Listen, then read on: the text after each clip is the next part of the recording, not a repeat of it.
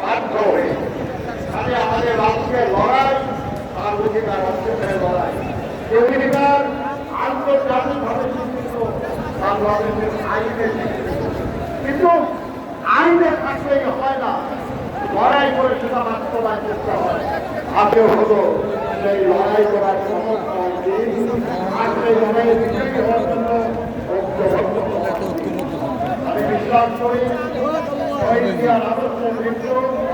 বাংলাদেশ জাতীয়তাবাদী দল তার বিভিন্ন সংগঠন বিশেষ করে যুবলীগের মানুষের সংগঠন জাতীয়তাবাদী শ্রমিক দল এই আকাঙ্ক্ষা পূরণের জন্য কাজ করবে। আমরা জানি সম্প্রতি একটা সংস্কার কমিশনের সুপারিশ সরকারের কাছে দেওয়া হয়েছে।